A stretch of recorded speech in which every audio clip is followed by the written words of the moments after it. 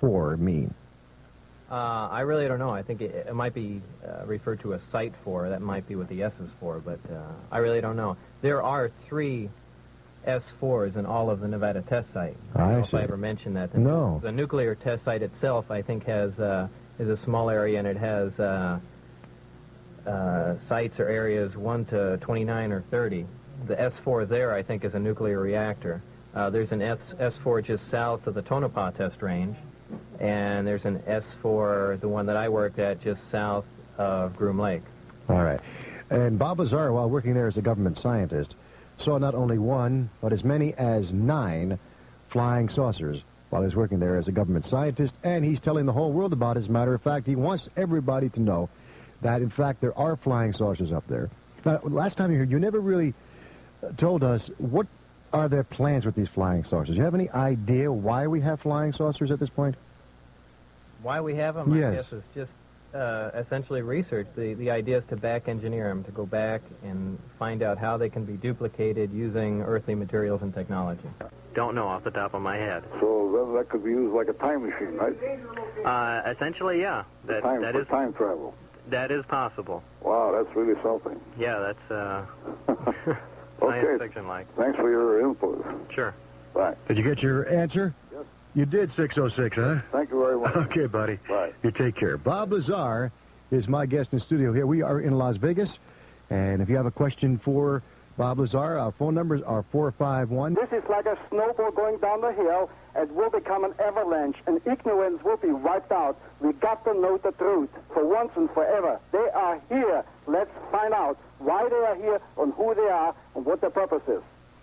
Well, thank you. Okay, Bob, we're all behind you. And Billy, keep that show going, and it's the #1 show in America in talk show. Well, thank you very much, Fritz. He did explain to you why we have flying saucers, right? Well, I'm aware why they are here. I mean, the general public has to become aware. Yeah. They're just wakening up. It's like a veil been lifted from their eyes. I mean, they've been laughing for 40 years. Wait a minute, Fritz. You know why they're here? Why are they here, Fritz? Well, first of all, it's a conditioning process. Okay. You got it. We are in a quarantine because we are so ignorant. Right. The ignorance keeps us from meeting them. The big brother reaches out the hand and says, come on, little brother, let's have the cosmic connection. But till we become a world together, earthlings, we have to become earthlings. We are about 170 nations, 170 languages. We have to become togetherness. All right. And when we have a spokesman, then they will meet on us on equal ground. Very good, Fritz. Thanks for the call. Thank you. Bye-bye. You take care. Bye-bye. Bob Lazar is my guest. Let's go to any line that's available. I don't care who it is. We'll find out who it is. Hi, who's this on the Billy Goodman Happening on KVEG? Yes, Mr. Lazar. Yes. Yeah, sure, big bullshitter. Okay. So, go to the line. There we go. Hi, you're next on the Billy Goodman Happening on KVEG. Hi, Billy. This is Tim from Pasadena. Yes, Tim from Pasadena. How are you? Hey, I wanted to talk to Bob a lot, and I'm really glad I got through. He's right here. Hey, Bob, can you tell me a little bit about when you looked into the saucer, about how the hatch works and about how it might seal up and all the mechanics involved? Tim, do you have your radio on? Yeah. Please turn it down. Okay. Thank you. Is that better? Turn it off if you would, because you're getting feedback. I can hear it. Okay. There you go. Is it better now? Okay. Okay. The hatch or whatever was the hatch was completely removed. There was just an opening in the side of the craft. And well, so I really don't know how. Did the opening have any kind of ceiling around it, or kind of a lip, or anything like that? I really don't remember because I was so interested in looking inside. I didn't really catch a strong glimpse of the sealing mechanism or any other thing around it. Now, your last talk, if you'd go along with me a little bit, your last talk when you were on the Billy Show here, you said something about you looked into one and it was all smooth, like it had been a wax casting or something. Yeah, exactly. Now, was that the only one you looked into, or was the other one? Was there another one you looked into? No, it was the only one I looked into. The other ones I just saw from a distance, so I don't know any detail. And the one you looked into, was that the sport model? Yes, exactly. And that's the only one you saw fly as well. Right. Okay. What can you tell us what your work was there? Well, like I said before, it's essentially to back engineer the propulsion and power system. So you weren't really involved in the mechanics of the craft itself? No, not at all. But mostly just the element 115 and all that kind of stuff you were learning about? Right. Huh. Okay, well, I'll get off now and let somebody else ask you another question then. Thank you, Jim. Okay, thanks. Thanks, Bob. All right. Bye-bye. All right. Bob Lazar is my guest. Listen to the Billy Goodman Happening. We are in Las Vegas. Well, gravity's a wave. It's a force, essentially. Mm-hmm. Just like electromagnetic waves are a different type of force. I really don't know a good way to describe gravity, actually. Wasn't that the same thing with like Einstein and other scientists? They really don't have an answer for what gravity is, do they? Totally. They don't really understand it totally, do they? No, not at all. In fact, I don't think we understand anything about gravity. Yeah. Why is it that we don't just float away ourselves? What keeps us down on the planet itself? Well, that is the attractive force of gravity. Attractive force. So it's an attractive thing as opposed to some people say, because they've asked me, it sort of like presses down, but it doesn't, does it? No, it doesn't. There's no it's an pressure. attractive force. It's like on an atomic scale, the strong and weak nuclear forces hold the atoms individually together. Mm-hmm. Well, Bob Lazar is my guest. We'll give... you can use either one, essentially. Right. Yeah. Now, you are no longer a government scientist or physicist, right? Not employed by the government. Not employed no. by the government, okay. But you are continuing in the science end of Scientific things. field, yeah. What do you do to keep yourself I design and build advanced radiation detection equipment, mainly alpha radiation equipment for essentially use in detecting plutonium for national laboratories. Very interesting. Okay, let's go back to the telephones and your telephone calls from my guest tonight, Bob Lazar. Hi, who's this? On the Billy Goodman Happening on KBEG. Hello? Billy. Yes. Billy, it's Lee Samuels. Yes, Lee. Hello, Billy. How are you? Bob, how are you? Hi. Bob, a couple questions. Number one, I'm cruising down Jones Avenue on my cellular phone here.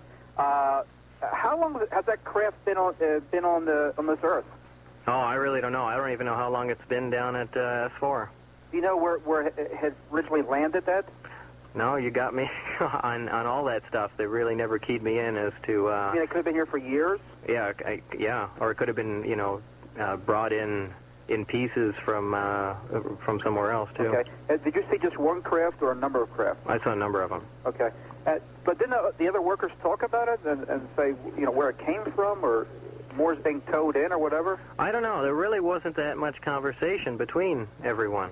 Were you by yourself when you investigate the craft?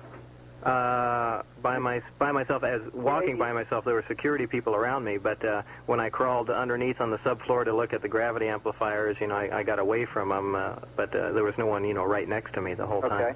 Any evidence of live aliens held captive? Nothing I could put my finger on. And then you didn't see any at all then in that sector? Nothing I could put my finger on. Does the craft have sleeping quarters for aliens? Is it like a Star Trek craft? What kind of craft? No, it's actually pretty vacant inside. Granted, a couple things were removed. They were sawed off at the base. I don't know what they were. I just saw little stumps on the ground, so I really don't know what was removed, but it doesn't look like it had anything like sleeping quarters or anything like that. Okay, any writing or anything that you detected, or any sort of language or anything? No. On the walls? Nothing. Any panels or anything? Did you say like a dashboard on a car? It just like yeah, in fact, that was one of the things. There were more than one control panel setups, but it looks like one was removed. Okay. And was this craft all from the same source? I mean, or what do you mean? I mean, was it all from the same, the craft all identical, or? No, each craft was completely different in physical appearance, and I didn't get to look in depth at the other crafts, but I only really fooled around with one. Thank you, Bob. I applaud your courage. Thank you. Great for you to speak up. And Lee, before you leave, tickets go on sale tomorrow for the Donald Curry fight? Yes, they're at Bally's Casino. Big fight, Donald Curry against Irish Brett Lally. Both fighters are in town. Yeah. It's a real big show. Curry says if he doesn't win, he'll retire. That's He's a two-time former champion, and he's up against it. It's going to be a real big show. And you say... Billy, I know you're coming to the press conference tomorrow. Yes, I am. And you want to say... Bob Lazar, you have ringside seats. How's that? That show, if you want to come. Well, thanks. You tell Billy, and we'll fix you up. Okay, now, before you go, though, Lee, let me ask you a question. Did you say that Donald Curry is actually the underdog in this fight? Yes. 6-5 pick him either way. And Wow. The last time Donald fought, he was a 100-1 favorite, Right. and he lost the fight. Who'd he lose to? Rene Jacot in France. Mhm. It was a WBC championship fight, and he lost the fight. It was incredible. Why are people so down on him that they think he doesn't have it anymore? You know, when you lose to a 101 dog, it's... Yeah. Yeah, okay. But I know I'll see you at the press conference tomorrow, Billy. You sure will. Thank you, Bob. Thank you, Lee. Thank you. All right, bye-bye. Bob Lazar, you were saying something about entering the craft. You know, and that seems to be the report every single time. Someone says they reported a spacecraft, they were inside. There's nothing in there except, like you say, a panel board and some chairs and things, but no sleeping quarters. No, nothing at all. I guess they just don't have it. They don't need them. I guess they don't sleep or whatever. They get here so quickly. Let's take another call. Yeah, Billy? Yes, sir. Do you know there's only 62 tickets left? No, I didn't know that. Yeah, I went there today, I bought a ticket, and they said they're almost sold out. Is that right? Yeah. Well, that gentleman that was just on the line, Lee, I can see the smile on his face right now. Yeah. Because he's the promoter of that event, you know. Oh, is that right? Yeah, so he's smiling. Look at the smile on Lee's face now. Yeah. Only 62 tickets left for the... As of 12 noon, I guess. Okay. Bob Lazar. Yeah. I've got a magazine from Borderland Sciences in front of me, and they mention one of the books, The Energy Grid Foundation Equations and Ramifications by George Resines. Have you heard of him? I think I thumbed through that book once. I think John Lear What loaned the that to heck me. is an energy grid on our planet? I don't know. I don't really buy that buy that theory or really anything in that book. It's a grid outlined all over the entire globe, and at each intersection there's an energy vortex of some kind, and you know, I just rather not comment on it. I really don't buy it. On TV, you mentioned something about the time warp, and you mentioned folding over. Right. What did you mean by that? It's how gravity, whether produced artificially or naturally, distorts time and space.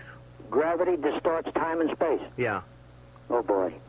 I'll have to think about that.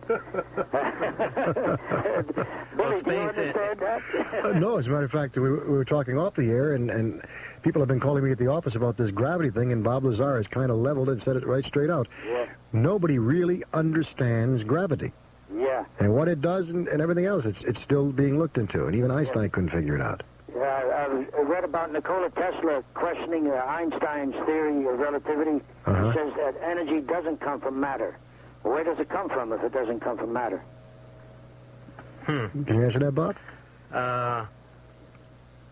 That's a strange question. Yeah. It can be extracted from matter, but it can be extracted by other means too. I really don't understand that. Yeah. Are you going to be there January 7th? No. You're not going to be there? No. Well, I wish I could talk for an hour, but everybody else wants to talk, so I'll hang up. All right. All right, thank you. Take care, guy. Let's take another call, a new member. Let's talk to a new member and see where... Hi, who's this in the Billy Goodman Happening on KVEG? Hi, this is Tom. Yes, Tom. From where? La La Land. La La Land. Right. Where is La La Land? L.A. Okay. L.A. La La. Okay, I'm sorry. Yeah, I have one general question and a couple of specific ones. Mm-hmm. UFO reports have been going on now for 30, 40 years. I don't doubt the credibility of Mr. Lazar. I just wonder how this can be kept secret for that long. Ask him to comment. I did pose that question to some people at S4, and the answer that I got was it's the easiest thing to keep secret because of the subject matter. Do you have a feeling that one of the reasons that is because it's tied in with a lot of parapsychology, psychic type stuff, National Enquirer?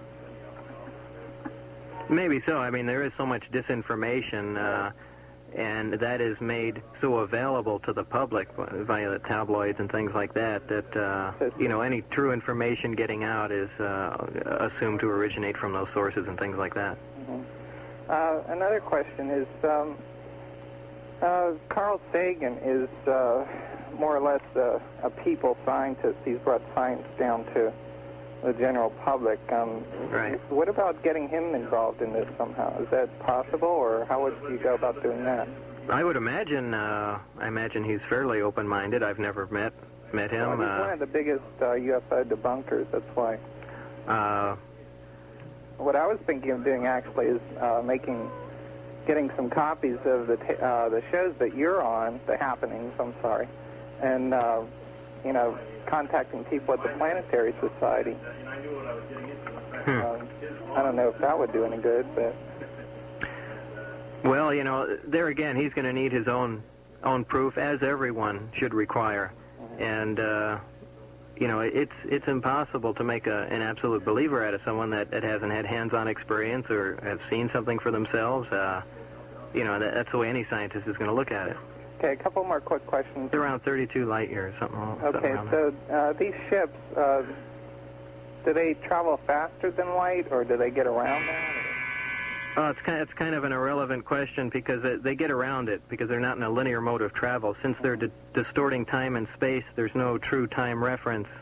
And since velocity is distance over time, when you begin to fool around with time, you really can't state a true velocity. All right, John, thank you for your call. One more quick question. Quickly. Okay, he'll answer off the air. Hurry up. The SETI program, the search for radio signals, couldn't some of these observatories or telescopes be aimed at, places where these people or aliens have supposedly come from? I think Cooper mentioned Barnard. Okay, that's your question. Thank you, Tom. Thank you. Okay. Well, my understanding is that radio waves and frequencies along that bandwidth really aren't utilized. It's gravity wave communication.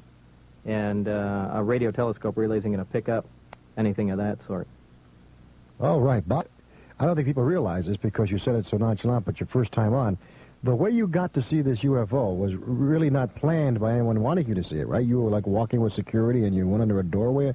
How did you describe that before? It may have been planned by them, but I had no advance warning of it. I've been brought in a separate door the whole time, and one specific time I was just led into the area where I work through the hangar doors, which I had never been in before. Walked directly by the craft and began to slow down by it, and they said, just keep walking, keep your eyes forward, and it was just like that. It was that nothing was said, and I just went and sat down in an empty room. You went and sat down in an empty room after you saw it? Yeah, waited for this guy that I work with, Barry, and then we went to, work on some of the work we were assigned to. Okay. What were some of the things? What was some of the work that you actually did that you were supposed to do? What did you actually do at S4? When you say work, you had to wait for an assignment. When you had the assignment, what would it have been, like, for example? Well, like I said before, most of the time I worked there, I was being briefed on and being brought up to date on what had been done before. Right. And most of the hands-on bench work, essentially, was with the reactor itself. Mm-hmm. And being shown how it operated, giving demonstrations and things of that sort. When you say reactor, you know about nuclear reactor type? Antimatter reactor. Antimatter, oh, okay. Bob Lazar is my guest, and boy, I'll tell you, it's fascinating to hear this stuff. Let's go back to some of the stuff you already touched on us and try, because someone asked earlier about communication with some of your fellow workers. Mm-hmm. There was practically no communication, right? Yeah, they kept that to an absolute minimum. They were on the buddy system. You always worked with someone, and that's the person you communicated with, and there was really no crosstalk between groups. Amazing. And you as a young man, there you are in the midst of this thing. When you went there for the initial interview, you said at the time, they actually had a gun at your head. No, that was at the security briefing. Security, whatever that means. Well, the initial interview when you went to work at S4, I'm talking about. That's not where the gun was at your head? No. Okay. When you went there, what was your understanding that you were going to be doing? Some high technology work, and I had assumed that they were talking about some sort of gravitational propulsion system. And were you excited about that? Oh, yeah, very much so, because there was some talk about that, because it's something that I was interested in, something they knew I was interested in. And, right. That was the hint that I got. And did it come to fruition?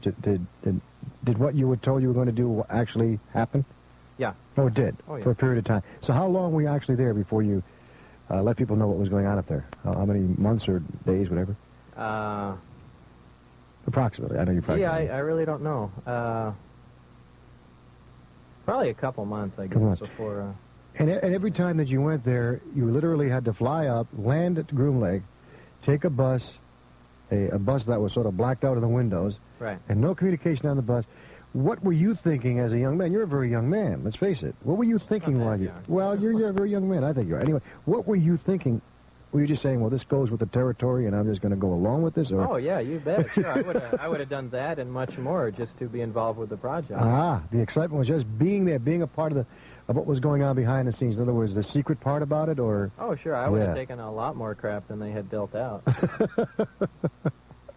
Can you picture it? Okay, well, he's in his 30s, so I say young man, and he's in his 30s sitting on a bus and accepting the fact, okay, I'm going to work this morning, not talking to his compadres on the bus, just looking straight ahead, blackened out windows, not driving on asphalt, all dirt roads. Didn't that also have something to do in your mind, say, how come they never did anything up there as far as the dirt roads? I don't know. It was a good dirt road. But even, a lot of the roads around there are dirt. In fact, I know it. Almost all are. That's what I'm saying. They didn't even take the time to pave them. I guess it's not that important. Bob Lazar is my guest, and well, I'll tell you, I'm fascinated. Hello, Billy? Yes. Can you hear me? We sure can. Okay, this is Mark the Artist in Los Angeles. All right. I got some specific questions for Bob Lazar that I'd like to ask real quickly. He's right here. He's waiting. I talked to you once before on the show, Bob, about the propulsion system on the device. Yeah. And you'd described the central column as being a gravity wave guide. Yeah. There was a disc towards the bottom of this thing down near the antimatter generator that spins. And I wanted to ask you what that disc is made of. Or disc that spins? No, there's no spinning disc. What is the disc made of? Is it a capacitor? Well, a disc. The waveguide extends down and it widens out and sits on the curved portion of the reactor. Mm-hmm. The bottom of the reactor is a plate, but nothing rotates or moves. Mm-hmm. It's all connected together. Is that plate a capacitor? No. Well, what is it made of? Metal. That's the only way I can describe it. I don't know what kind. It's did you never determine the kind of metal it was? Not to my knowledge. I understand that part of the propulsion system involves a very large capacitor, which is usually the entire lower surface of the disk, making use of something along the lines of the Byfield-Brown effect.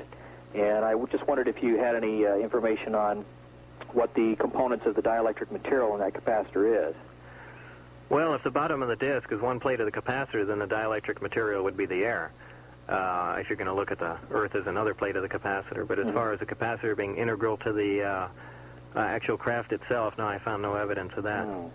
Now, I understand that there's an antenna section in this device, and I wanted to ask you what the resonant frequency that operated at was, what it was. Well, the resonant frequency of the gravity wave I do know, but I don't know it offhand. I can't. I just can't remember it. Can you give me a ballpark, like 2,000 kilohertz, something like that? 2,200 kilohertz. I really don't remember. It's a really odd frequency. Is it really? Yeah. Well, is it measured in kilohertz or gigahertz or megahertz? I really don't remember. The other thing I wanted to ask you was, when you first started to go public and you were meeting with people at John Lear's house, I understand that there were a number of witnesses at those first meetings, one of whom claims that you did say that you had seen an extraterrestrial while working inside one of those saucers trying to back engineer the propulsion system, and that you'd been looking out through a doorway or through a porthole in the side of the device, and that you'd actually seen an extraterrestrial walking around on the outside of one of those devices. Devices meaning discs? Excuse me? Devices meaning discs? Yes. No. So you're saying that you've never seen an extraterrestrial at S4? I really don't want to get into that. Well, the reason I ask is because someone else is claiming that you have. Well, stated the way you did, no, I didn't. And I never did look and see an extraterrestrial. As the story goes, and the reason I never bring it up is because I thought I saw something once walking at a glance, and that's all there is to it. And I never did. And I won't stand on that fact because it was just a fleeting glimpse. When I came back, whatever was there was gone. It could have been a zillion things. So. Well, I had one last quick question. I'll wrap it up real quick here. I have a contact that claims that you were responsible for determining that element 115 was not, in fact, necessary to operate an anti-gravity propulsion device in the Earth's magnetic field. Is that true? No, it's the exact opposite. Thank you, Mark, for the call. Okay. All right, thank you. Bob Lazar. Hello? Hi there. Hi, can you hear me? We can hear you perfectly. I better turn on my radio. Okay. Okay. Ask you, why are you going public with this whole subject? What caused you? I mean, there's obviously a lot of other staff on the project that senses a great degree of loyalty or something along this sort. And why are you going public? Well, the thing that really was the straw that broke the camel's back, essentially, was after I left the program, I kind of became concerned about what happens now. I made a routine request for my birth certificate, which I needed for just for ID purposes, and I was told that it doesn't exist. I wasn't even born at that hospital. I sat on that for about a week and just wondered, and then I began to inquire at previous jobs and also at other schools, and that information was also gone. And I kind of got the idea that soon someone was going to disappear, so that's when I contacted the TV station and, essentially let everything out. But you left the program under very amicable circumstances. No, that's a long, involved story that I really don't want to get into. Okay, all right, that's fine. Are you afraid of any repercussions from the government? Oh yeah, I was really concerned at one time, but less so now. Yeah, less so now. But you still keep it in the back of your mind. Yeah, I imagine. Of course, it seems like to me that if anything were to happen to you now, that would cause such an uproar in itself. Exactly. The last thing they would do would be to go anywhere near you. Right. As someone said in the media somewhere that if they're following me now, it's to make sure that nothing happens to me. Yeah, I would think the same thing. Okay, your experience up there on the program, did you witness any working models, any models of the vehicles that were operational? Models? Yeah. When I say the vehicles, the vehicle itself operational, yeah. Some of them were operational. Yeah, I only saw one operate. And they were actually operating? Oh, yeah. I saw one at close range while I was at the area, and then at extreme distance, about 15 miles, when I brought some friends up to look at it. Using the technology that's being used, the craft are very agile, aren't they? Oh, yes, very. In one specific mode of travel. One specific mode? Yeah. In one direction at a time, something like this? No, there's two modes of travel. There's a low-speed mode and a high-speed mode. I don't remember what they call. They had a specific name for them. Okay. But what was the size of the staff working on the project? It was 22 people that I knew of. 22 people? Well, 22 people in the area that I worked in, and how extensive the rest of the facility was, I don't know. I gathered from one of your earlier interviews that you were frustrated a little bit on the size of the staff. You always thought it should have been larger. Oh, perhaps, yeah, so much. It could have been learned about the program more quickly. The problem is substituting earthly materials. Really? Yeah, and there's really no easy way of getting around that. Okay. Thank you for the call, sir. Can I ask one last question? Go ahead, you'll answer I after just the phone. pick up just one last thing that an earlier gentleman was commenting on, that he sounded very knowledgeable as well. Can you explain about the element 115 and how it's involved in the construction of the vehicles? All right, thanks for the call. He'll answer up there. Thank you, sir. Okay, everything seems to come down to 115. It's a super heavy element, and it seems that as you get into the heavier elements, and I'm sure this property extends to as yet undiscovered elements in excess of atomic number 115, that the atomic gravity wave inside the atoms holding things together begins to extend outside of the atomic structure itself, and it's this wave that can be tapped off, and in quantity, small quantity actually, this wave can be amplified, contained, and used for a useful purpose. Very, very good answer. Bob Lazar, that's the voice of power plants and stuff of that nature? Would it work under that stuff? Not nuclear power plants, weapon, where they use plutonium. Yeah, right. Plutonium like the latest flight up way above us, right? There's a plutonium flight going on right now. The Galileo? Yeah. Yeah. Are you involved with that, Mr. Lazar? No, not directly. I mean, someone may have used our probes to detect it. Uh-huh. Okay. We'll get back to Bob Lazar and your telephone calls, but first there's at any time? I really don't know. I only was witness to a couple tests, and I really don't know. I don't know how far they go. I think they're very careful with them. Like I said, I personally don't think that they're whipping them around the solar system because I don't know how proficient they are with operating them, but I really don't know. And let me ask you, do you read any UFO literature yourself in book form that's out in publication? Nothing really in book form. I occasionally get handed little tidbits here and there and glance at them, but no, I don't delve into reading. Because you mentioned some stuff on the Billy Myers case there, and I was just wondering if you had read any of that information, because you mentioned you had seen some pictures. Yeah, I looked at the, what caught my eye was certainly the, whatever that book's called, Contacts on the Pleiades or something, yeah. But it's essentially a picture book. I mean, there's really no text in it. That one of the craft in there looks strikingly similar to the one they call the sport model. That's interesting. I have to get your opinion. What did you think of that similarity? Did that puzzle you? Yeah, because originally I had kind of discounted the Billy Myers stuff, but that craft looks amazingly like the one that I worked on. And another thing is he showed somewhere in that book they had a picture of a grassy field with 3 round indents in the ground. Now that would coincide with the 3 gravity amplifiers in the bottom of the craft and the imprint that they do make. So that kind of makes me believe that really did occur. I see. That's very interesting. One last question is, on the first program, I had heard you say towards the end of the program that you wanted to say one thing, which was you didn't necessarily share the same views as Bill Cooper and John Lear as far as the big picture was concerned, and I didn't really understand what you meant by that. Could you explain that a little bit? Well, I'm really not exactly sure what each individual story is. I think John Lear has a specific story, Bill Cooper has a specific story.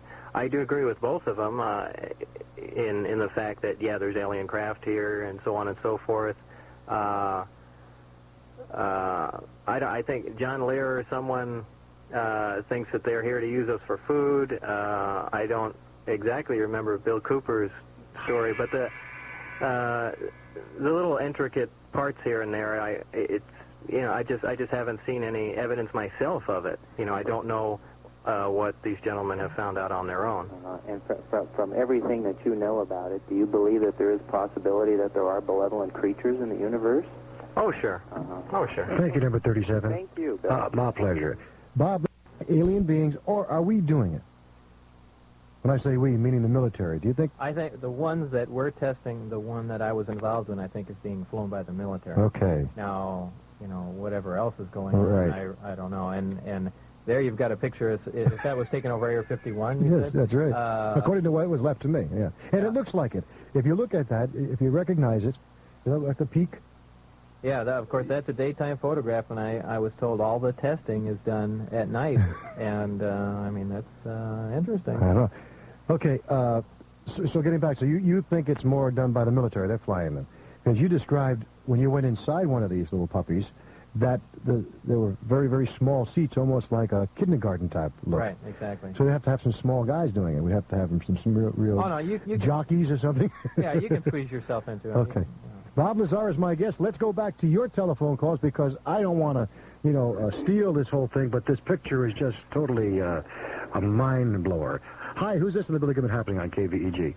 Paul from Las Vegas. Yes, Paul. Okay, Bob, I got a couple of questions. Sure.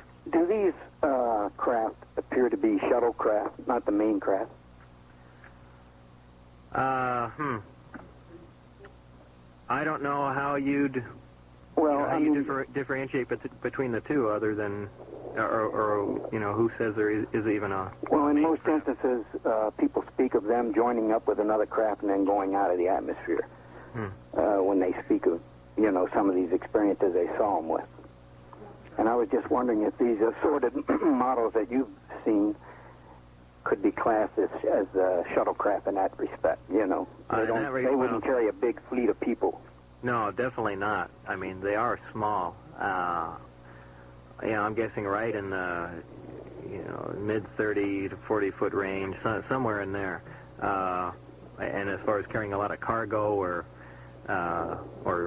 beings or whatever, no, there's not a whole lot of room there. So, yeah, possibly there is a larger craft that they join with, but, I didn't see any. Okay, and is it true that there's, like, more propulsion, more engines than there are craft at S4? That's a good question. Well, there's 9 craft. I really don't know. I was just wondering, it would be something to explain how the hell we got more craft, more engines than we do craft. Yeah. There had to be some kind of an agreement or somebody helping us get them. Right. There's certainly more fuel than there needs to be. Yeah. All right, Paul. How do you know so much about it, Paul? Well, I follow a lot of, watching them every chance I get. Uh-huh. Let me ask you something, Bill. You were talking about pictures. I got it right here, Bob Lazar. So. Okay. Now, did you see this little girl from South Carolina who took a cassette on Halloween night and saw lights in the sky? No. That was shown nationally.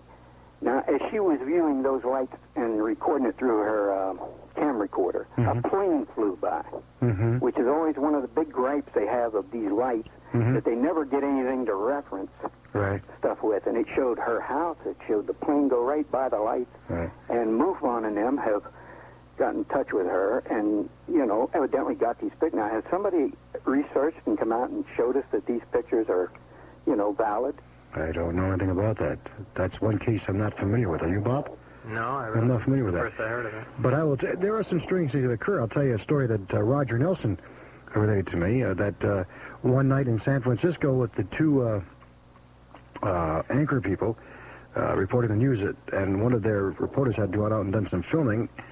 And while they were filming, they had something, and the guy scanned up in the sky, and right over their shoulder showed up a UFO. Right over the shoulder. You could see it right there.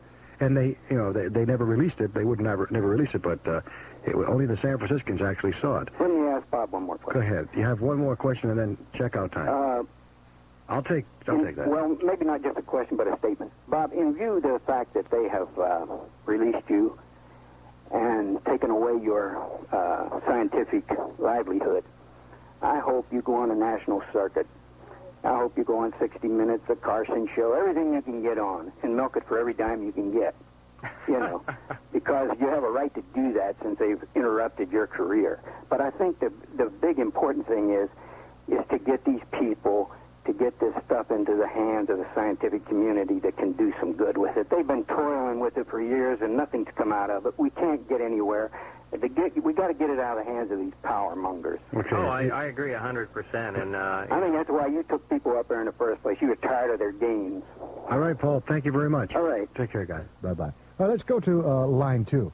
I mean, where are they calling from? Hi, who's this? Hi, how are you, Billy? Fine. This is Wes calling you from Charleston, Illinois. How are you? Wesley Crum? Yes, sir. How are you? Hey, how are you? Can you hear us? Yeah, well, I can just pick up what you're saying. Okay, well, Bob Lazar is right here in studio. Well, hi, Bob. How are you? Oh, not bad.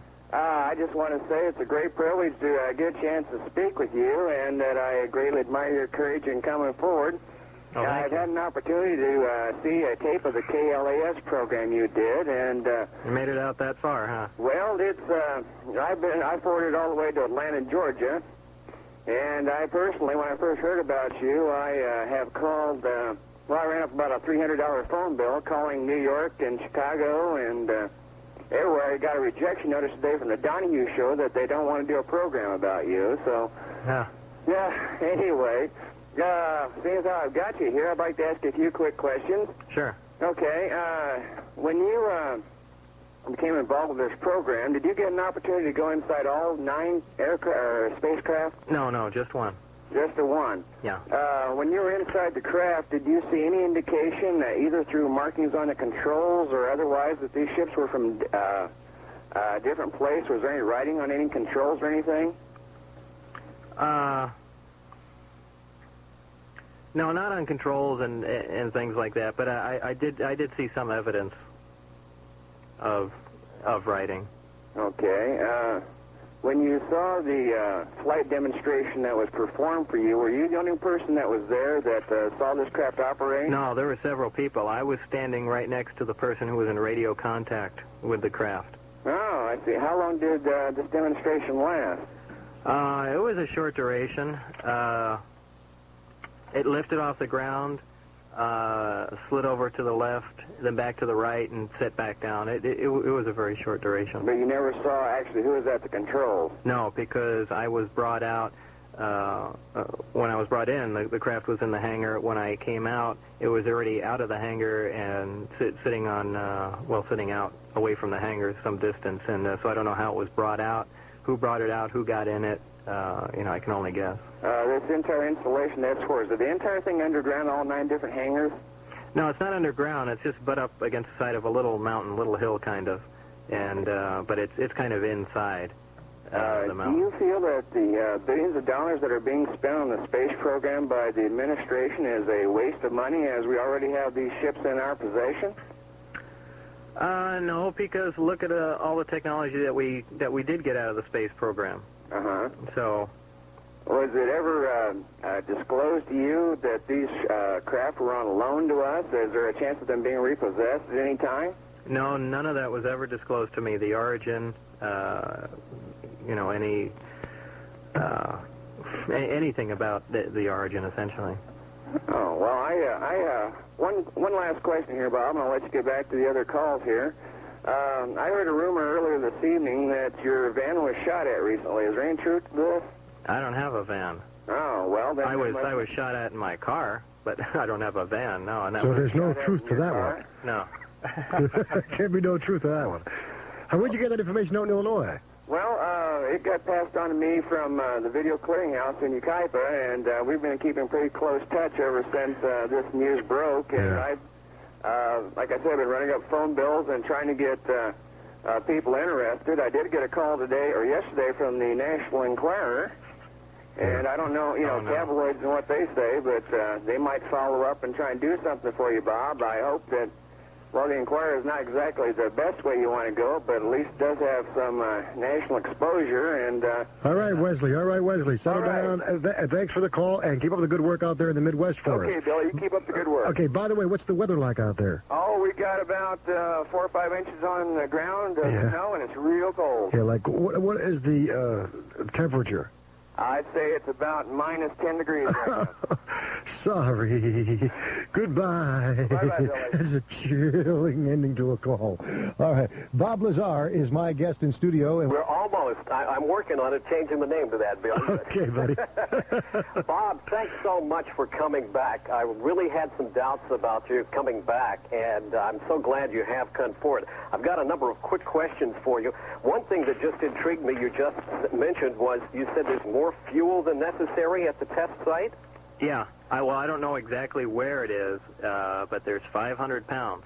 500 pounds of element 115? Yeah, and it takes 223 grams per craft, so there's definitely abundance of fuel out there. Right. Now, could you quickly describe the underside of these ships? No, because I only saw from a side view of only one craft. The other ones are always sitting on the ground. I never saw it, but the underside is essentially flat. Now I never got directly under it to look. There might be some features down there, but I really don't know. Okay, the reason I asked because you were talking about the 3 distortions that can come down from the gravity engines to distort the grass. Are you aware of any time distortion within the saucer itself while they are running? Yeah, there has to be. Okay, I've heard reports of that, and but that's about all you know, that there is some. Yeah, there has to be. What about size distortion within the ship? I've heard reports that people who have been in these, that the inside seem much larger than the outside would indicate. I've heard that too, but I really haven't seen any evidence of that. Okay. What about the difference? You were talking about basically the low speed and the high speed modes and the control factors in there. Can you kind of describe each one of the modes and what the ship looks like at the time that it's going through those modes? Okay, the low-speed mode, and I really wish I could remember what they call these, but I can't, as I can't remember the frequency of the wave. The low-speed mode, the craft is actually very vulnerable. It kind of bobs around, and it's sitting on a weak gravitational field, essentially sitting on 3 gravity waves, and it just kind of bounces around, and it can focus the waves behind it and essentially keep falling forward and hobble around at low speed. The second mode, what they do is they increase the amplitude of the field, and the craft begins to lift, and it performs a roll maneuver. It begins to turn, essentially roll, begins to turn over. As it begins to leave the Earth's gravitational field, they point the bottom of the craft at the destination. This is the second mode of travel where they they converge the 3 gravity amplifiers, focus them essentially on a point that they want to go to. Then they bring them up to full power, and this is where the tremendous time-space distortion takes place, and that whips them right to that point. Billy, one quick last question here for Bob. Now, did you actually bench test a unit away from the craft itself? The reactor, yeah. And about how large is this, and can you describe it? Okay, Bert, he'll answer off the air. Thank you. Yeah, the device itself is probably a plate about 18 inches square. I said diameter before, I think, but it is square. There's a half sphere on top where the gravity wave is tapped off of. But that's about the size of it. Bob Lazar. Bob Lazar answering all your questions sounded inside to me.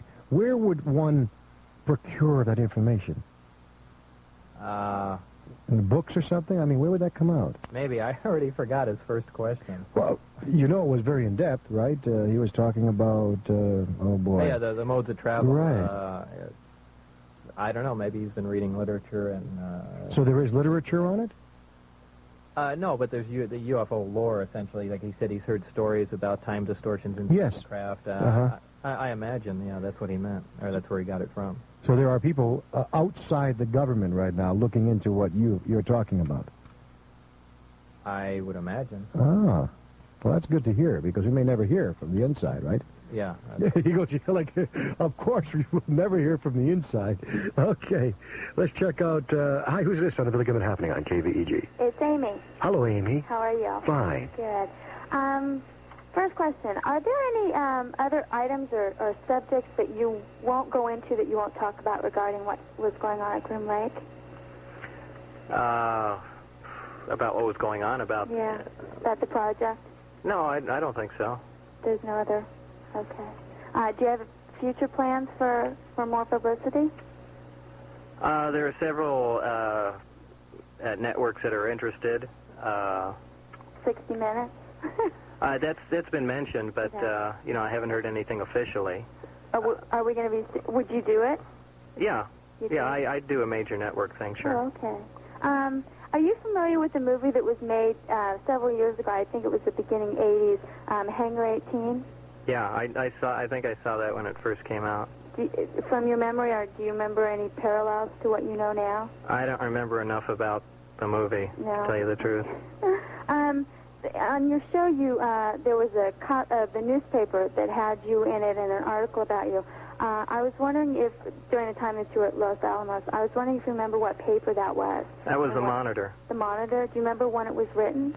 It was like July 82 or something like that. Yeah. It's I think I still have a copy at home. Oh. I won't ask you to send me a copy. It's okay. That girl, Amy. Do the alien craft create harmful radioactivity in the area? No. They don't? No. Well, that's good news. Yeah, because there was the woman that you talked about, Billy, on the show a few days ago. Yeah. About the child and the 2 women. Yes. And they now have cancer? Yeah. Kind of doesn't correlate. Yeah, I believe that was I've heard of that before, and that sounds like a really poor attempt at us producing a craft. Yeah. A nuclear-powered craft, really dirty, spewing nuclear material all over the place. It sounds something that we would make. You heard it first on the Billy Goodman Happening. Was something we would put together, right? Not anyone else. Yeah, it really rings of humans. Okay, Amy, thanks for the call. Can I ask you just one more question? Go ahead. You're off the air. Go ahead. As best as you can tell, do the aliens appear to be the same general physical makeup? I mean, from your research on the craft itself, can you tell if they're similar to us by the way that it was designed? Certainly smaller. But there's nothing other than that. Well, not from the crafts. I mean, I read some material pertaining to, you know, what they call the typical gray. Yeah. I believe them to be that. Thank you, Amy. Okay, thank you. Okay. Bye-bye. Bye-bye. All right. Well, let me touch on a couple of things. Yeah, you go do your thing. We can't do that right now. Explain to that person, please. It was interesting what you said about when you asked for your birth certificate. And it was sort of, you could not locate it. And they told you, literally, you did not exist? They told you this? I mean, in so many words? They said we just have no record here. Right. And then you felt within yourself you didn't exist, you're saying? Well, I felt that's what they were trying to make. This mode of travel that involved with moving these UFOs around, can you see that as being a mode of travel for us in the future? I mean, you said it only took like grams of fuel. That sounds pretty good to me as far as being efficient. Do you think that's possible that we could be traveling like that in the future? Well, obviously they do, so... oh, they do think this? I imagine it's possible in the future, yeah. I'm talking about like our automobiles would be something like that and travel like that. And do you have to be off the ground in order to travel like this? You can't be touching it? Yeah. You have to be off the ground. So we'd be going like this all over the place. Yeah, it's not a very good mode of slow-speed travel. Right. It wouldn't be getting anywhere, and it would be all kinds of things. Another thing we touched on, by the way, folks, in case you're wondering why I'm doing the interviewing right now, is at this point in time, we wait for a report from Houston, which is called Road Watch America, and I have to... some strange things are going on in your life. You mentioned about car doors being open. Describe what happened the other night when you and your Shelley left the house and you came back and the doors were wide open. I mean, what do you think about all this? It's crazy. A friend of mine, Shelley, was over, and we went out to a bar to have a buffet. We went out, we locked the doors, checked everything, and we came back several hours later, and all the doors were open. And nothing was disturbed in the house. Nothing was, taken. In her car that was left in the driveway, the seats were moved all the way back like someone big sat in them. I've gone to, with other friends, to a health club that I go to. We lock the doors and check them, and in fact, I usually keep a gun in the car and put my wallet on the dash. We've come out, and the doors have been not just unlocked, but actually open. Not even the wallet taken or the gun. Certainly kids would have done that. It's just like someone wants me to know that they're still there. They're still there. And getting back to being still there, the last time you were on The Happening, you revealed the gentleman's name. If you don't want to say it again, it's up to you. You probably do. You didn't care. I don't remember exactly. What was his name? Dennis Mariano. Okay. You revealed his name saying he was the one that was threatening you, and he was the one that was really the biggest problem in your life. Have you had any problems with him since then? No, not recently, no. No, so that's interesting. Okay, Bob Lazar is my guest. We'll get back to your telephone car. Well, I don't know if I'd use that in a car, but if you wanted to, you could use it as a tremendous electrical power source. Which goes back to the beginning of time. We were going to have electric cars, and we were convinced we shouldn't have electric cars because we were told we had to plug them in along the way. Since you've gone public with this, you've had contact with them calling you and wanting to know what's going on, etc.? Oh, yeah. Well, there were a couple that I gave information to as we were going along. And they knew what was going on already. Okay.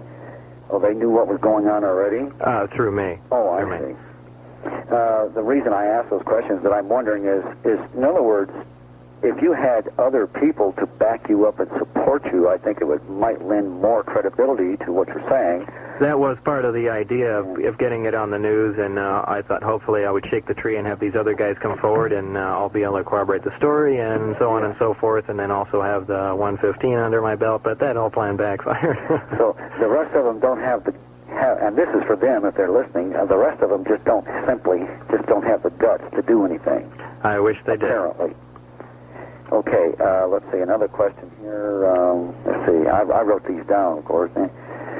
Anything, I think you mentioned this a few phone calls earlier, but anything in the works in regards to any other national television coverage or news media coverage of any sort that you know of? There's been, lots of talk, but nothing definite. I mean, there's no date set for anything, okay. but there's been a tremendous amount of interest. Okay, well, that sounds good. National and international, too. And one more question is reference to the, I've heard some talk about there's a big underground base up there, too. Did you know anything about that? I've heard that story, but I have no... or something like that, I've heard. Yeah, I have no first-hand knowledge of it. I haven't been in any tunnels or any underground stuff, so... And do I still have time for another one? One quick question, yes, Bill. Okay. These UFOs, it seems kind of strange to me that if these, the aliens that have these UFOs, obviously are thousands of years in advance in technology, it seems. Sure. How in the world would it seem that the government would come into possession of these UFOs if, in fact, the UFO aliens didn't actually want them to have them? All right, Bill, thank you for the call. He'll answer off the air. Okay, thank you. I don't know. The thing is that they look in very good condition. It doesn't look like they were crashed, that they were retrieved somewhere. It really looks like they were given. So I don't know. That might be the case. Have you ever given any thought to the fact that maybe they were invited here and they actually landed here and that's why they were here too? Yeah, it's possible. It's possible, right? They could have come right to this area. Amazing. Let's go to one of our new member line and see who's out there. Hi, who's this in the Billy Goodman Happening on KVEG? Hello. Jim? Yes, Jim. From where? From Las Vegas. All right, Jim. First-time caller? First time. Well, I'm glad you finally decided to push those buttons. I have a big curiosity here. Good. For Bob, of course. Right. I saw on TV he spoke of observing a demonstration of this antimatter gravity wave controller device that he simulated one, I guess, made one himself. A mock-up copy or something? Yeah, a friend made one, yeah. Well, I saw you do that, and I heard you speak of bouncing golf balls off of the anti-gravity field. Yeah. And also about the candle, the wax, and the flame stood still. Right. And then the hole that you saw appear. Yeah, it wasn't a hole. It was a little disc. A disc? Yeah. Yeah, a dark disc. What I want to know about is... under what conditions did you see this demonstrated? And maybe you'd elaborate a little bit on this. And how large was the force field? The force field where the candle was, and the force field created by the antimatter device. I'd say it was probably about 20 inches. Was it? A 20-inch radius from the surface of the sphere. Where was this area? Just above the device? Yeah. Surrounding the sphere, yeah. Surrounding the sphere? Yeah. And did the sphere surround the device? No, the sphere sits in the center of the device. Oh, okay. It's a half sphere sitting on a plate is the best way to describe it. Okay, and the field surrounds the half sphere. Okay, and you just place a candle in there? No. No, that was a separate demonstration. I'm just telling you where the field extends from. That's what I'm curious about. Oh, okay. No, they tapped the field off using a waveguide off of the sphere, and this is a completely different setup where they had a mock-up small gravity amplifier, and there were three focused into a point, and that area of focus was probably 9 or 10 inches in diameter. That area, they displaced this area or moved this area? No, it wasn't displaced. It's just where the field was generated. And in there you put the candle. Right. Yeah. And can actually bounce golf balls off of it? No. The golf ball thing again had nothing to do with that setup. The golf ball thing had something to do just when the reactor was energized, before the waveguide was put on or anything. We were just pushing on the field. It was being demonstrated to me, and we just bounced a golf ball off the top. And the candle doesn't melt, and the flame stands still in this disc that you're talking about? Well, in the area, yeah. You don't have to put it in the center or anything. Right. Just anywhere in the area. Well, the actual flame of the candle was in the area, in the center of the disc. And you saw this happen? Yeah. Bob, thanks a million. No problem. Okay. Take care, Jim. All right, bye-bye. Bob Lazar. People are saying thanks a million. Was that one of the crafts that we made, or was it one that was brought here by the agents from another planet? This is a craft of alien origin. That was brought here by them from another planet. Yeah. And do we know anything about their way of life? No, I'd really like to. Do we know anything about their way of life, or do I really don't know. speak I the really same don't. language, or what? I really know very little about that. I'd like to know a lot about that. I mean, you assume that they mass-produce the craft, so there must be some sort of factory somewhere. That means there must be workers in the factory. Do they have a social life? I mean, the questions are endless. I'd like to know myself. And it's also said that they are here on this planet. Well, if they are here, where are they? That's another good question. Yeah, I've got some good ones for you. Yeah. You have another good one for us? What do you think about that now? As far as what? Where? If they say they're here, so where are they? You got me. I really don't know. Well, if one walks up to my door, what am I supposed to do? I mean, has anyone thought about that? They walk up, knock on your door? Yeah, that's a good question, Bob. We make a joke of that. But if that were the case, see, the government doesn't give us any information. How would you handle something like that? If one walked up to your door? I don't know. I guess you'll find out really quick if they're benevolent or not.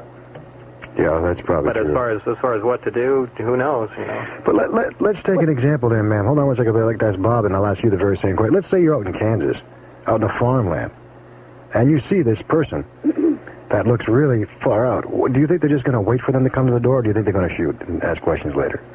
Probably shoot and ask questions. That's the problem. Wouldn't that cause all kinds of consternation amongst these people if they find out one of their people were... Well, you have all the stories of the abductee reports about, people in medical examinations. I mean, they go through a lot of trauma and stuff like that. And when it came right down to it, if I was confronted by a bunch of them, my car stopped or something to that effect, a craft obviously in sight, yeah, I take on a hostile attitude really quickly. Sure. Unless you were told differently.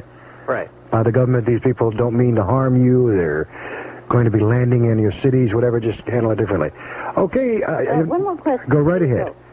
Do you ever think that in the future that our president will tell us on national television that the UFOs are here, that he will make it known to us?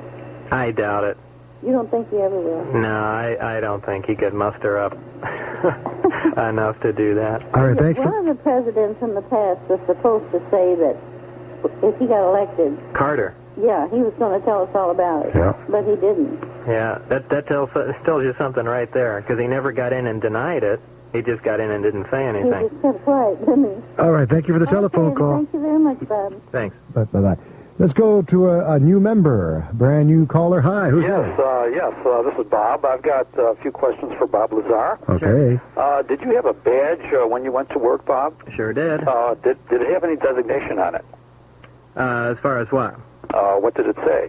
It's a white badge. It has two, a light blue and a dark blue diagonal stripes through it. On the top it says MAJ-12. The clearance level is called Majestic. I don't know if that was... like I said before, I don't know if that means anything as far as the Majestic 12 documents go, or if they just called that clearance that as a nostalgia type of thing. My picture was on it, and what else was on there? Did it have both MAJ and Majestic, both words? No. The only place I ever saw Majestic was on Dennis's badge, who was my supervisor, and his badge looked slightly different. So I don't know if it was an older kind or what. Now, you mentioned that you were doing back engineering, but specifically, what was the breakdown of your duties during, for example, one day with respect to, say, what your coworkers were doing? What was the breakdown, the division of tasks? I have no knowledge of what the other people were doing at all. But you were working with more than... I mean, you were not working simply by yourself. No, just with one person. And what was the difference between what you did and what he did? Well, we were in basically the training phase. He was getting me up to date on everything, so we never split off. And he went and did his thing. What were you actually? Did you ever? I'm going to skip to another question. Did you ever see an analysis or a spectrogram of 115? Yes. And what did that tell you? Well, that it was an unknown element. Then we did density and weight calculations, and which are pretty basic. And of course, it was too heavy for its physical size. We did. It was an X-ray spectrograph. I don't remember what other tests we did to it. Okay, two last questions. One, how did you know what the times of testing would be to go up to these sites to view the object? And second, do you know where it's being tested now? Well, first of all, Dennis told me the testing times, and of course, those are the times that I relayed to other people, and we went up there. What was the other question? And do you know where it's being tested now? I have no idea. In fact, if I was them, the last place I would test it would be S4. Thanks for the call, sir. Thank you very much. I really appreciate it. Okay, sir. You're next to the Billy Goodman Happening on Good morning, KVEG. Billy and Bob. Good morning. Alnico 5, are you familiar with that magnetic material that we use here for... yeah, it's a common... I never heard the 5 designation, but... Okay, well, it's a very dense magnet. Is that close to the material of 115? Oh, no, not at all. That material is that's an acronym for aluminum, nickel, iron, and cobalt. Yeah. None of them being anywhere near it whatsoever. Okay. Is there portholes in that craft? How do they... At the very top, there's portholes. They're square, though. But they must be able to see by TV or I don't know. I didn't. Radar? That I just saw from the outside. When I was inside, I don't think I really even bothered to look up there. I don't recall. When the gravity generator is running, is there thermal radiation? No, not at all. No. That was one of the... while running? I don't know about... I was never down on the bottom while the gravity generators were running, but the reactor itself, there's no thermal radiation whatsoever running. That was one of the really shocking things, because that violates the first law of thermodynamics. Yeah, right. That's what I wondered about. The atomic weight to the 115 material, is that heavier? We know that 115 and the atomic weight would be different from the gravitational weight. The gravitational weight of that material is very heavy? Yeah. How does that stuff break off? Do you saw it, or does it grind up? How do you get to 10 grams or whatever it is? I don't know. I really don't know how that's machined into it. I know it is machined, but I don't know if there's any special procedures employed. Does it melt? I'm sure it does. Just historically, all heavy elements are also toxic. I imagine it is a very toxic thing. What else? And if you use the standard designations as started at 103, its name would be ununpentium. And its symbol, if it's going to be plugged into the periodic chart, would be UUP. And in fact, I have a friend that gave it a kind of a cute name. He calls it unobtainium. Like berkelium, huh? Yeah, exactly. Okay. The other last and variable question was that do you think you would be able to, in your wildest dreams, be able to create any of this stuff on Earth? You need to in order to do the same thing. Well, certainly I can. In fact, I'm in the process of that, fabricating the gravity amplifier. But then I'm at a tremendous shortage for power. So yeah, I have even tried to do that stuff on my own. Is there any electronics, like as we know, to chips and transistors? No, nothing like that. There was no, even because of the tremendous power involved too, there was no direct connection between the gravity amplifiers and the reactor itself. Okay, one more little question. The waveguide you're talking about, is that similar to what we're using in microwaves? Very, very similar. Very similar. Yeah. Very good. Thanks a lot, Bob. This is Bob Vaughn. Okay, Vaughn. Thank you. Thank you for the call. Take care. You touched on something. You mentioned all heavy metals are toxic? Yeah, they seem to be. Yeah. They're all very bad for us then, when you say the poisonous. Lead is toxic. Right. If you get up, higher and higher, you get uranium, plutonium. They get nastier and nastier. And element 115 is very toxic. You would just assume it was toxic. Okay. Let's go take another call. Let's get right back to the telephone and talk to you. Hi, you're next on the Billy Goodman Happening on KVEG. Hello. Yes, sir. Yes, good evening. Fascinating. First question, is this Sector 4 also called Papoose Dry Lake, Bob? Yeah. Okay, so that's interesting. It's in a place called Emigrant Valley, not immigrant like people who come, but immigrant like people who leave. Right, as you can see Papoose Dry Lake from out of the hangar doors. Right. Okay, next thing, in regards to the long-range method of travel with these things, isn't a propulsion unit maybe the wrong idea? Let me bounce this off of you. I feel that this device is creating a situation where it is diminishing or removing the localized gravitational field, and the long-distance being or the body that they're heading towards is actually pulling the vehicle rather than it being pushed. Am I correct in this? Well, the vehicle is not being pushed, so maybe propulsion is a, but it's not being pulled implies it's being pulled by something externally. It's pulling something else to it. Okay. It's creating the gravitational field. Great. What about monopoles? Is this any kind of relationship to monopoles? You know, they've been looking for the monopoles. Yeah, they've been looking for the monopole magnet. Yeah, exactly. Are we in a similar area with this? Yeah, but then, you know, this is a gravitational force. Of course, they're different things, but exhibiting similar effects. Right. Okay, next thing, rather put the hair up on the back of my neck. Last night I saw a small white four-door Japanese car, and on the right side rear passenger door there were 3 9mm bullet holes, about a 12-inch group. I was just curious if that was the vehicle that was shot at. No, that's similar to my car, but but they missed me. Yeah, well, this was really weird. I didn't know who'd done that. Okay, the next thing, the last time I spoke to you, I mentioned about Fleischmann's and Pons and their fusion operation. Have you heard that NEC in Japan has duplicated the results of their experiment? No, I really haven't heard much of that. Yeah, it was on the news several times. Okay, good. I'll get off there and let somebody else in. Great, good. Keep up the good work. Okay, sir. Thank you for your call. Good next on the Billy Goodman Happening on KVEG. Hello? Are you there? I think they left. Hi, how you doing? Fine, thank you. First of all, I just want to say I'm 15. I listen to your show every night while I'm sleeping. I don't know how I came across it, but... You're 15? Yeah. Have you joined the Billy's Young Listeners Youth Group yet? No. You haven't? Well, I heard some kid the other night when I was... That's right. Well, that's Brian. He's coordinating that. Oh, really? Why don't you give him a call? It's a month. All right. And the number is 369... Okay. 5347. And just ask for Brian and call him during the day, and I know he'll put you on the list.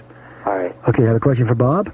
Yeah, hi, Bob. Hi. I just wanted to ask you, do we give something in exchange for all this information they're giving us? I really don't know. You don't know? I don't know what went on behind the scenes as far as how we got the technology. Also, this I-15 or 115, whatever it is. 115. Yeah. Does it come in like, do they give it to us in large quantities or? Yeah, 500 pounds is what I'm told. It comes in, the way I've seen it, it comes in discs, like little thin discs, like close to the size of a $50. And did you ever own any, or? Yeah. You did? What happened to it? It's gone. It was stolen out of my house along with some other stuff that I got from there. Oh, was that from the government? That's what I assume. I hope it's in their hands. I'd hate it to be in. A few people did know about it, some UFO-related people, and I'd hate for unexperienced people to be, in possession of this stuff. But yeah, that was taken. We did get some film of it and some film doing some really unusual things. But, oh, really? Yeah. Also, how did you get hired in Area 51? I was referred by a well-known physicist to talk to someone, and I really don't want to go all into that because then I'm pointing fingers at specific people. Is like when you went to work there, was everyone like really quiet and all? Did they, were they like all were their mouths shut and all, or was it? Yeah, everyone wasn't just talking and and that it wasn't a really happy environment. Everyone was just into what they were doing, and that was it. All right, young man, thanks for your call. What school do you go to? Hyde Park Junior High. Hyde Park Junior High. Well, you call Brian, join up with that group. I think you'll find it fascinating. All right. And keep listening. Okay, thanks. But stay awake. All right, you bet. Take care. Yeah, hello? Hello. Hello. I'd like to ask Bob a question. Sure. What year were you doing this? Were you working up there? Last year. Last year, huh? Yeah. Okay, I heard from someone that I know that's a pretty good source that a small amount of plutonium, like a picogram or something, might be good for you. Is that true? No, not at all. You don't know anything like that at all? No, I know information completely contradictory to that. Oh, okay. Well, I was just wondering. Thank you. Okay. Thank you for the call. He said, good for you. Like, what would you use plutonium for? To die. Yeah, really, that's deadly, right? Yeah. It's that simple. In the lungs, it's almost, immediate lung cancer. Wow. It's toxic in itself. The body has a tough time getting rid of it. Mm-hmm. It's just bad news in any concentration. And you're messing with it, right? I mean, I don't have any at my house. No, but I mean, you said that's part of what you're working on, the plutonium thing. Electronic equipment to detect plutonium. Oh. They're called alpha radiation detectors or air proportional detectors. Okay, why do you want to detect the plutonium? I asked that question. They use them to screen personnel that are leaving an area that's plutonium contaminated. They check equipment for plutonium contamination, so on and so forth. In other words, this is as bad as what's that word I'm thinking of? Radiation, I guess, right? Well, yeah, plutonium does produce radiation. That's the whole thing. So it's as bad as when they've been clearing the people in nuclear power plants and stuff like this? Yeah. Oh, I get it. And you're the one that's devising a device that's going to be easier? No, our device is just less expensive. Okay. All right, good. Bob Lazar is regarded as the nation's leading authority on UFOs. He plans a 3-hour presentation, including visuals of UFOs, drawings of aliens sketched by eyewitnesses, a startling videotape regarding the JFK assassination, evidence that a live alien being held captive in New Mexico, an evening of astonishment, a show you'll talk about for years and years. And your special host will be Billy Goodman of Billy Goodman Happening, heard on Superstation AM 840 KVEG in Las Vegas 10 to 1. That's A Night with Bill Cooper, Sunday, January 7th at 5 p.m. Call the Showboat at 702-385-9190 for ticket information. Yes, and don't forget, Can you hear me? Yes, we certainly can. Very clearly, as a matter of fact. I'd like to speak to Mr. Lazar. He's right here. He can hear you, too. Mr. Lazar, can you list your credentials? As far as what? Your schooling, your degrees? I have 2 master's degrees. One's in physics, one's in electronics. I wrote my thesis on MHD, which is magnetohydrodynamics. I worked at Los Alamos for a few years as a technician and then as a physicist in the polarized proton section, essentially dealing with the accelerator there. I was hired at S4 as a senior staff physicist to work on gravitational propulsion systems and whatnot associated with those crafts. What school did you go to? I'd rather not say. The reason being is currently I am working with them under contract, and I don't want to. I'm having enough trouble with this as it is. Okay. Why did you leave the Groom Lake project? I don't want to go into that either. That's a big, long, complicated story. It gets into my personal life too, and I don't want to get into that. Have there been any attempts made on your life? Yeah. When was the last one? Well, there's only one direct one, and that was, I really don't remember when that was. I don't know, maybe 6-8 months ago, something like that. Just being shot at, getting on the freeway. Another car drive by and shoot you? Yeah. Okay. Are there any weapons on board the alien craft? Not that I know of. Of course, the gravity generators themselves can be focused, and I imagine that can be used as a weapon. How many alien people do they hold?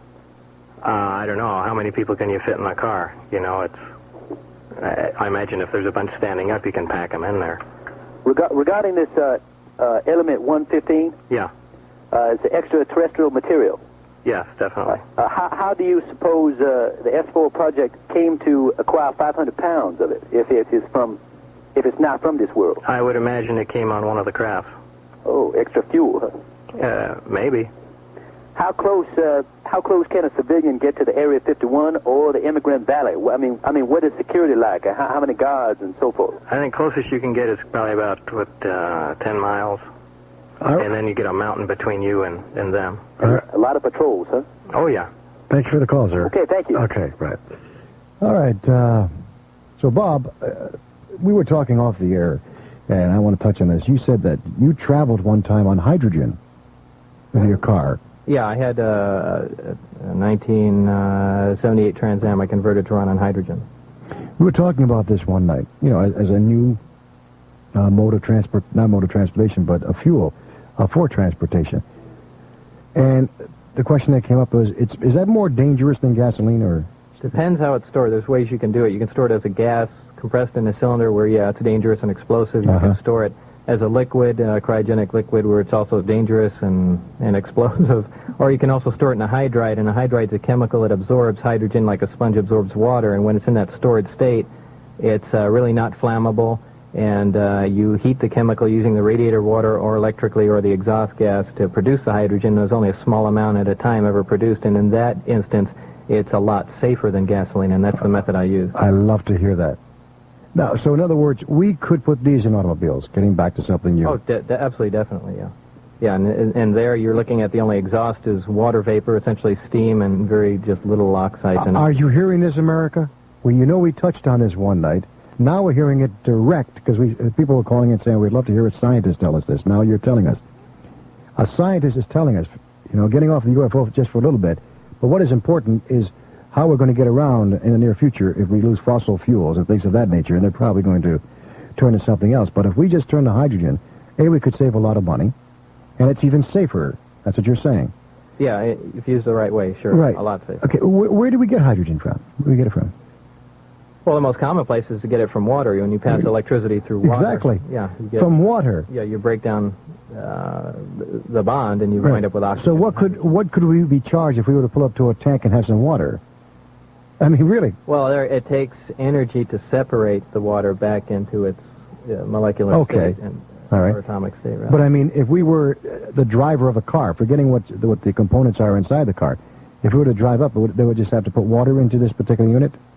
Does it come to that simple? You could make it that simple, yeah. You hearing this, America? That's how simple things could be. Has this been known for years in the scientific field, too? Oh, there's been plenty of cars that have been made that run on hydrogen. I mean, in fact, one state somewhere has their entire postal fleet, the little Jeeps that run on hydrogen. There's a company called Billings Energy that does the conversions. Is that Billings, Montana, by any chance? You said there was one state that had their postal things. It might be. I'd like to look into that. That is fantastic. Why do you think it's not being made? And availability. I mean, you've got that problem too. The problem availability? What do you mean? If you're going to just use gaseous hydrogen. Okay. What would it take to change our current motor in a car to accept this? Oh, not very much at all. It's very similar to a propane conversion. Oh, wow, that sounds good to me. Doesn't it sound good to you folks out there? We've got to get on this. Somehow or other, this has got to be brought to the forefront. And I hope we can get someone on the VIP panel to talk about this. This would be a great topic to add to that Sunday, January 7th, because you heard how simple it is. You have now heard it from a scientist. Have you heard from Mr. Teller at all? No. Not one word. In other words, he does nothing at all. And the other thing you said was the antimatter reactor. We are nowhere near being able to have one. No, not at all. Not even. Not in the least. The first thing we'll come up with when we toy with that some more is, and there's already been talk of it, is an antimatter weapon. Unfortunately, that's the easiest thing to produce. So first we'll see that before we'll see any, potential useful energy being drawn out of it. This man is something else. I mean, he says it. He throws a right hook and left it quickly at them. He's getting the message across, and this hydrogen thing is phenomenal. And we will get back to Bob Lazar. Okay, back with more of your Billy Goodman Happening. I'm just talking to Bob Lazar off the air. And Bob is a jet car driver. And he says that's how he relaxes, doing 350 miles per hour. That's his relaxation in life. Well, that's great. Okay, let's go to line one and talk to you. Hi, you're next on the Billy Goodman Happening on KVEG. Is that me? That is you, sir. Oh, my God. I can't tell if it's me or somebody else. Hi, is Roger the Dodger. Yeah. Yeah, hello. Yeah, Billy and also Bob. He's right here. Hi. Yeah, right. You said that there was 9 different discs. Are they quite different in appearance?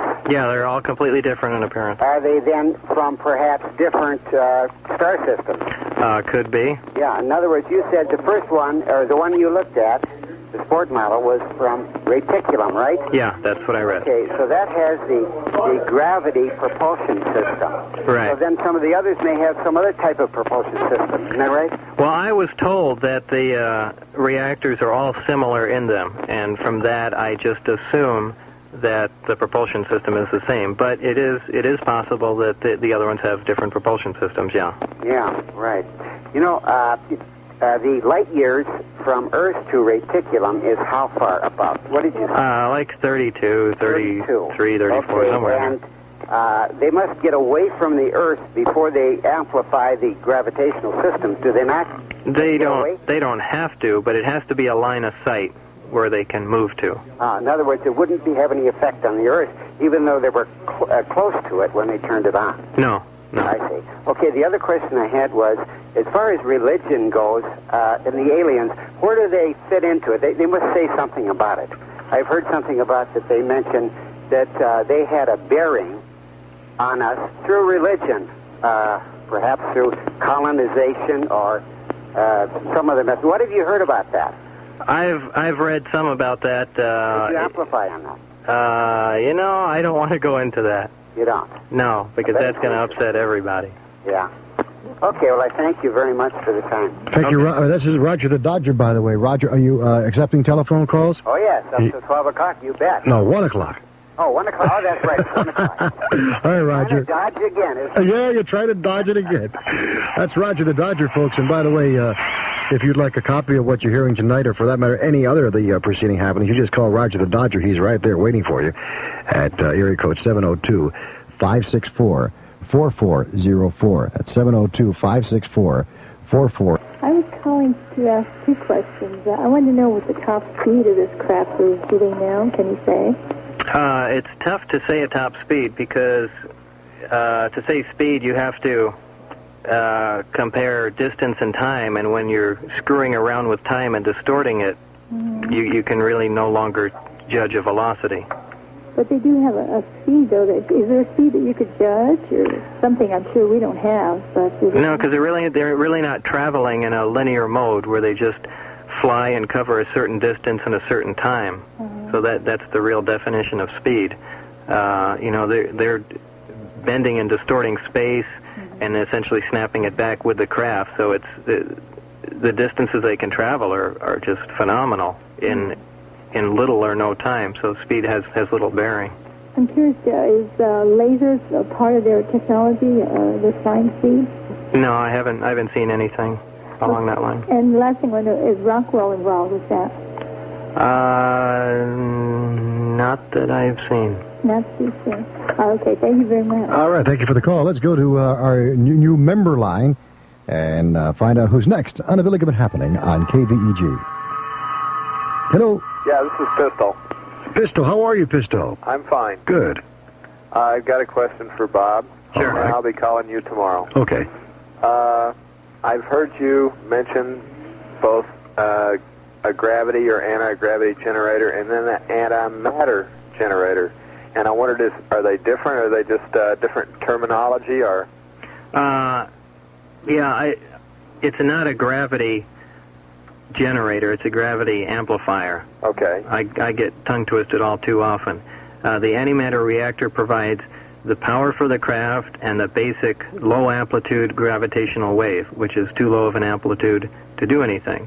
It's piped into the gravity amplifiers, which are found at the bottom of the craft. There it's amplified into an extremely powerful wave, and that's what the craft is flown on. I see. But there is an antimatter reactor. That's what provides the power. Okay, thank you. Sure. Take care, Pistol. Okay. All right, guys. Bob Lazar is my guest, and boy, it's a pleasure to have Bob Lazar in studio tonight. If you have a question for him, feel free to give us a call. Let's go to line 2 and talk to someone on a happening. You're next on KVEG. Hello, hello. Hello, hello. Hi, this is Roger Nelson. How you doing, Billy? Roger, how are you? I'm just fine. Hello, Bob Lazar. Hello. By the way, I got through a couple of times last week, but didn't make it, to the finish line. So I'm still in there listening. Don't worry about that part, Billy. Okay, buddy. The question I had for Bob, last time he was on, that I talked to him, I asked him about the hyperlight propulsion systems he had seen. He said yes. Like Roger the Dodger just pointed out, the craft have hyperlight capabilities, or beyond the speed of light. Bob, do you know anybody in our government or any people there who worked on the craft, or do you know of anybody who might be from this planet, from Earth, who's taken those craft and flown past the speed of light to other galaxies? No, I don't, and I don't know if they've been used for that. How would be there? Is there anywhere to go on that? I'd be very interested to see how many of our guys on particular programs have gone to space, what they're learning, exactly where they are now, and whether or not there's any tie-in with the Alternative 3 Escape Earth plan that supposedly the government leaders are stirring up now. Is there any place that you know of where this information can be found? I imagine if any of that's in fact true, it would be found in the midst of S4 or 51 down there. Of course, how to contact those guys and actually get them to talk is that's a feat not yet attained. Yeah, that's what I was afraid of. Hey, what is it that I didn't hear? What it is that you now are doing for a living now that they've cut you off at the knees? I do other scientific research and produce and design, repair alpha radiation detection equipment. Well, a number of copies of these broadcasts and the show on Channel 8 and all the other stuff has been getting around, perhaps even internationally. Has anybody bothered you since you went public? Other than the silly little things that have been done, no, nothing big to be concerned about. Well, that's good. Are we going to see you at any of these things like the January 7th conference or other symposiums in the future? I don't think so, no. Okay. Well, look, I think you're a very brave man, with that kind of an onus on your head. It takes a lot of courage to keep coming back to the airwaves, and I stand up and cheer as one. Well, thank you. All right, take care, Billy, and we'll see you January 7th. All right, Roger. Okay, buddy, bye-bye. That's Roger Nelson, who is a radio announcer out in San Francisco. He's at KBAY. As a matter of fact, he has one headphone tuned into the Happening, and he does his radio show with the other headphone. It's a fact. It's true. That'll drive you crazy. No, he has it totally under control. He has it totally under control, and he's a wonderful man. He's come down here before. He was over at the Blue Diamond and the other excursion that we had in town. He's going to be in town. And he always has information, and he's quick with his questions, and I mean, he's just a pro. That's probably why. Let's take a little time out for these messages, and we'll get back with more of Bob Lazar and your telephone call. Line 1, you're next on the Billy Goodman Happening on KVEG. Thank you, Mr. Lazar. Yes. Could you comment something on your studies into magnetohydrodynamics as it relates to the hot spots in the Earth's flux, magnetic flux? And does that relate to the deep hole theory the Soviet Union's playing with? Well, I don't know exactly what the Soviet Union's playing with. Okay, go ahead. I looked at it from a power point of view. Exactly. As providing, on a large scale, producing plasma-generated energy in like a power plant situation, or producing something that would retrofit like a coal-fired plant that has a lot of waste heat and high-energy plasma. But the question is, are you experimenting using the Earth's flux? No. Okay. They're just standalone high-energy magnets that I use. Okay, I know there's a lot of study of the flux changing in the Earth, especially west of the Greenwich. Okay, zero meridian. One other question, just off the wall. Can you roughly give us atomic weight of gas? 115. The atomic weight? I know you have to guess, but compared to plutonium. I hate even to guess. I know it would be a big long shot. I hate to guess. I know it because I've written it down because we've calculated it. Oh, you have? Yeah, I really don't. Can you give us a ballpark? No, because I'd be wrong. Just like if I gave a ballpark on the gravitational wave frequency, and that's really bugging the hell out of me because I just can't bugging the hell out of me too. I'd do anything if I could get that frequency. In fact, what I'll do is there were three things, as a matter of fact, that for some reason I developed a mental block on. I'll have to call Billy, and then he can announce them on the air. I talked to Billy this afternoon, but I didn't think I'd get through today. Sure, that's no problem. I'll just call him, and he can relay it to everyone. It'll be my pleasure. All right. Thank you, Billy. Thank you. Thank you, Mr. Bob. Okay. I want to remind you folks, when he says that, Billy, and all that, for all of you out there listening, Billy Goodman Happening on KVEG. Hello, sir. Hello. Yes, you're on the new member line. Oh, I'm a local caller. Yeah. First time. Well, welcome in. Thank you. And I'd like to stand up and cheer for Bob. Let's all stand up and cheer. Come on, let's all stand up and cheer for Bob Lazar. Let's all do it. That's right. Come on. Let's all stand up and cheer. That's right. I'll second that myself. The man, right. It did take a lot of courage, and it's about time somebody stepped forward with some information that's being kept from us for so long. Hear, hear. One question, Bob. Yeah. How long do you think it took them to make their journey here?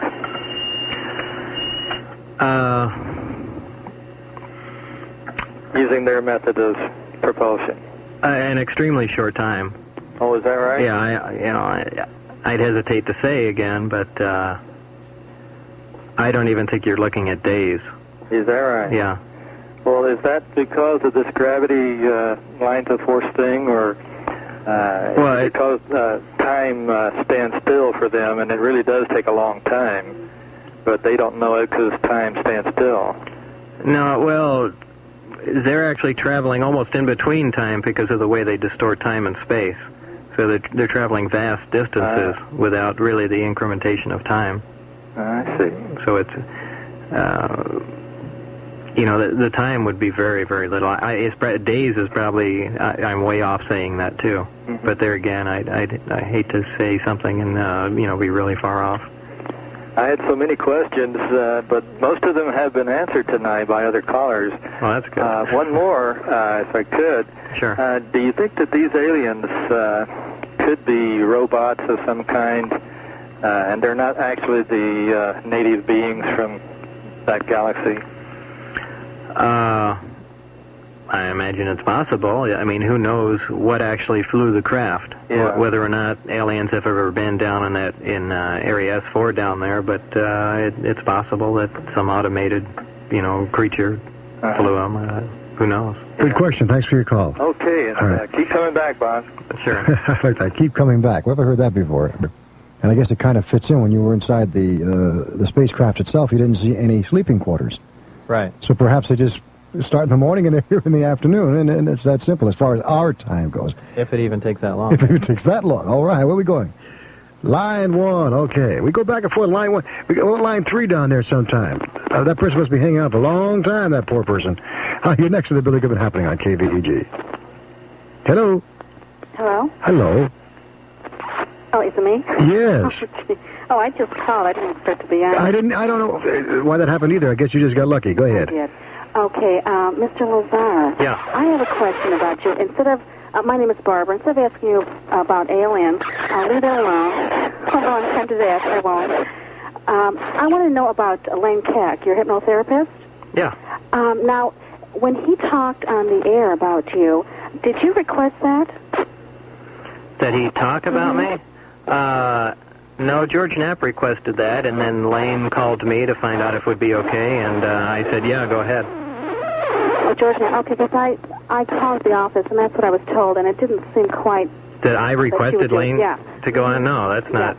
That's what the person in the office said. And how was your experience there with him? Did you can you talk about how you felt about your experience? As far as what? How I got along with Lane? No. As far as how you felt comfortable with going back to some unpleasant experiences. Well, there again, the emotions came up when you're under hypnosis, and that part wasn't exactly pleasant. And how do you feel about it today?